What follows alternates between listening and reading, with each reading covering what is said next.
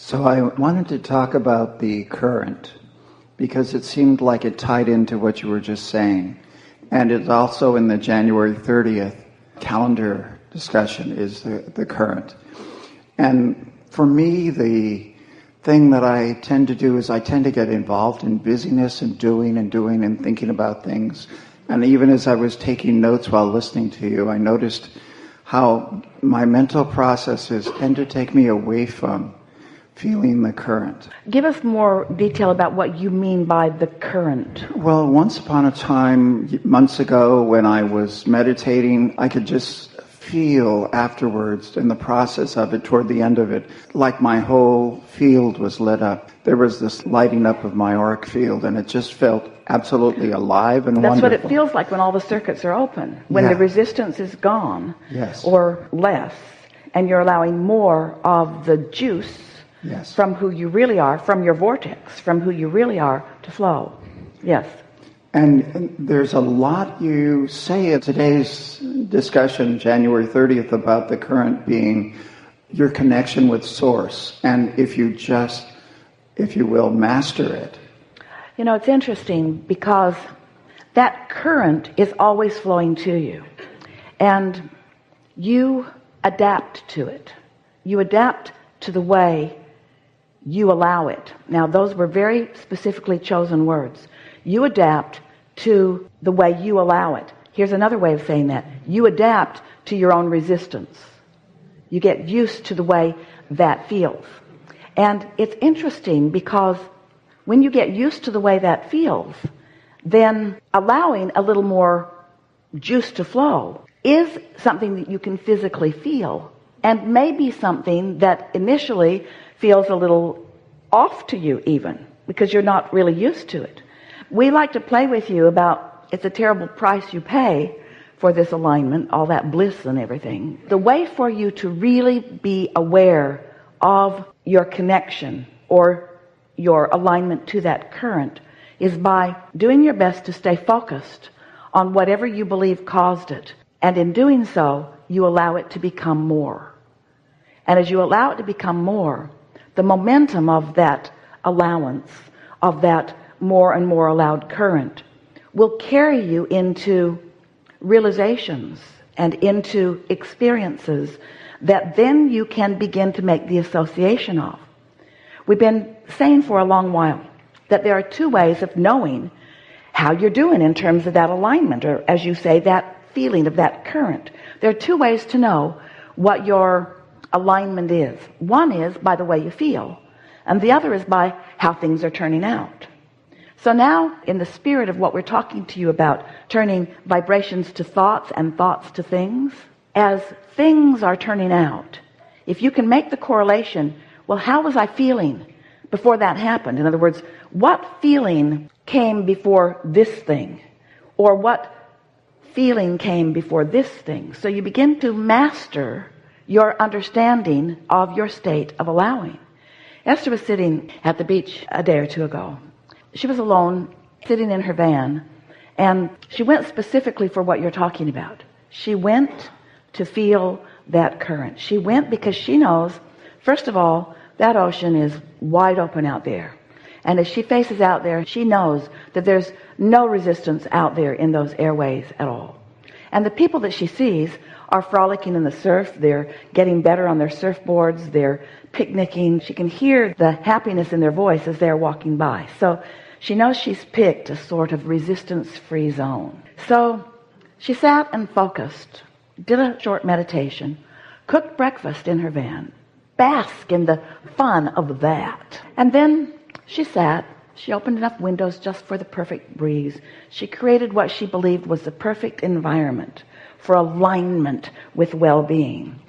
And then she sat there in perfect alignment with well-being and thought, I don't really feel the juice. She's so used to that.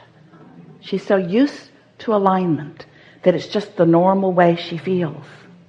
It's just the normal way she feels. She remembers the first day or two, or 3 or 4 or year of standing at the podium and waiting for Abraham to come in. It felt like she had her toe in a light socket at first, because the vibrational attitude of her being and the vibrational attitude of our being took a little while for her to adjust into that vibrational frequency, you see. And so one day we were talking with a woman in a setting like this, and we were wanting to help her get her juices flowing a little bit. She was bored with life and disappointed with all things, and she wasn't having any of us either. And so we were wanting to suggest things to her that might get her juices flowing just a little bit. So we suggested something, and she said, oh, I've already got that. And we suggested something else, and she said, oh, I've already got that. And it became evident that what she meant by desire, the feeling of really getting those juices flowing, was that angst or contrast between not having it and wanting it. And there are a lot of people that's the current that they're looking for. They're looking for that sort of edge. And there is something delicious about that edge. Don't you love to sit down to a wonderful meal when you're really hungry? And if you just ate 5 minutes ago, don't you feel different about the wonderful meal that is before you? If there's some hunger or if there's some asking, then the receiving is so much more delicious. And so that's what we are encouraging you, because we can feel that you know how to get into alignment, you know how to meditate, you know how to raise your frequencies, you do it all the time. You know how to feel good. We want you to realize that being tuned in, tapped in, turned on sometimes feels like ecstasy. Sometimes it feels like love. Sometimes it feels like appreciation. Sometimes it feels like passion. Sometimes it feels like true interest in something. Sometimes it's a feeling of utter fascination. Sometimes it's a feeling of utter well-being, like floating in a sea of contentment and well-being. In other words, the feeling of alignment, that feeling of being tuned in, has everything to do with everything that's going on with you around it. Do you see what we're getting at? And that's why we talk so much about step 1, ask, step 2, source answers, step 3, you allow, and now we're talking about step 4, which is the mastery of that, getting so good at feeling alignment that you can get there really easily. And then step 5, maybe the most important step of all, no longer be mad at yourself if you're back in step 1. In other words, an acceptance that contrast is necessary for the focusing. That contrast is necessary for the feeling. That contrast is necessary for the molding of the clay. You really do want an ability to reason. You just want to be so much more in the attitude of well-being than in the attitude of pessimism. You just want to lean easily into feelings of appreciation rather than feelings of criticism.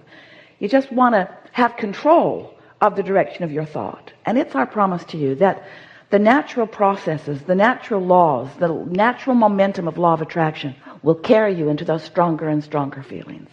So as Esther sat there, she was realizing that she was right there, and then all of a sudden a flood of insight began pouring through her. She got her computer and began writing. She's working with us on new meditations with music behind them, and one full meditation came to her in about 5 minutes time, because that's what that flow is like once you get into that state of alignment. But people would say to Esther, even Jerry would say to Esther when she would come off the platform, he would say, that was the most significant dynamic piece of discussion I've ever heard anywhere, anytime, as he would show her his notes. And he would say, how did it seem to you? And Esther said, it was sort of like talking about what we were going to have for lunch. Because Esther doesn't have that feeling of amazement, because she's not pitting it against or applying it against anything else. You see what we're getting at? That's the beauty of being here in your physical format. You get to feel the movement forward into the new understandings. And that's what it's all about. You keep thinking, oh, I just want to be over there where it's all understood, and over there where it's all achieved, and over there. And we say, that isn't what you want. What you want is the understanding that it's ever unfolding. There's never an ending to the exhilaration that you're feeling on your way to more, on your way to more, on your way to more, on your way to more. So what I wanted to say about things is, it seems like the universe is just always sending all this flow, energy, current. Non-stop. And my personality, let's call it that, is like always in a state of resistance. And as I become more tuned to it, I let a little bit more in, and a little bit more in, and a little bit more. That's a good description of almost everyone, until eventually you get hooked on allowing. You get hooked on that feeling. It's like allowing yourself to be the realizer of the beauty of that surf.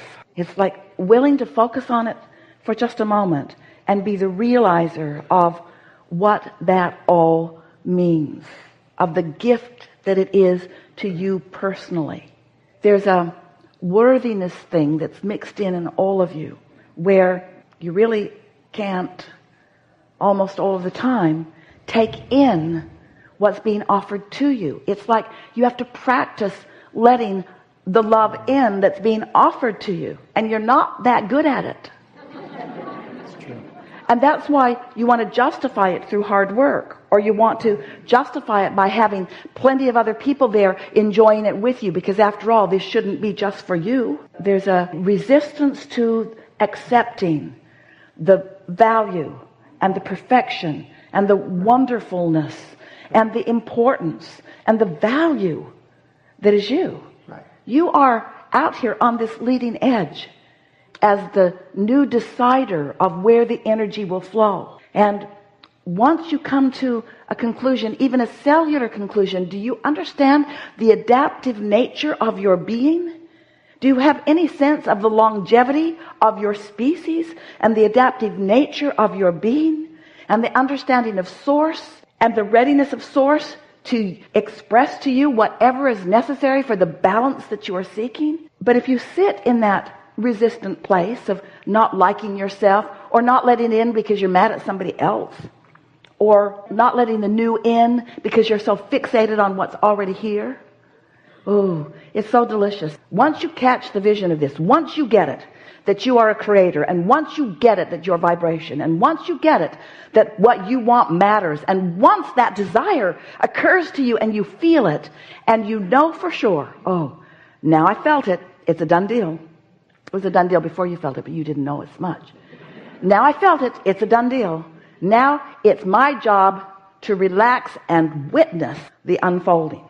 Not the grind it into place, not the hammer it into place, not the making it happen, not the effort in it, not the justifying or defending it, not the tongue hanging out, working all day, all day, all day. The witnessing of the universe's ability to orchestrate and organize circumstances and events for the benefit of you, you worthy being. But you got to talk yourself into that worthiness. That's where most of the work lies. Because you have, for the most part, accepted we're looking for a kind word. You've been accepting what others in their defensive nature have been assigning to you, you see.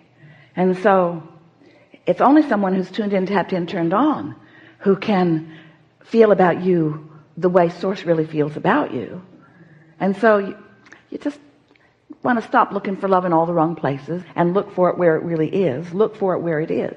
So one more thing on the personality part. I notice sometimes that when I'm willing to appreciate parts of me that are perhaps outside my personality, that the personality isn't dominating and controlling everything that's happening to me.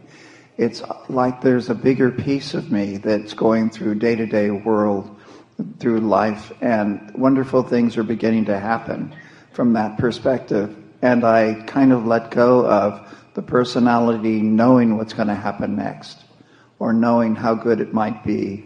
Well, it's a nice thing. When that desire hatched and you realized it, that was realizing something. When that idea came, it wasn't something that you looked at. It was something that you interpreted. It was something that you received. It was something that you formulated. It was something that you conceived of. It wasn't something that you witnessed. It was something that you allowed yourself to know without seeing it. If you've come here and you just want to know how to get more money, this conversation might seem like the long, hard road to get there. But it isn't. It's the shortcut. In fact, it's the only way to get there. If you could just accept that when you first feel that desire and it feels fresh, that's the state of fresh feeling that you want to accomplish on a daily, even hourly, even moment-to-moment basis in order to be in that place where you get to watch the things happen. It's like when you get into that flow and you're tuned in, tapped in, turned on, and then you follow the inspiration from that feeling. everywhere you go, something wonderful happens. And it's like you'll meet this person who leads you to that one, and that leads to this, and this that leads to this, and this that leads to this.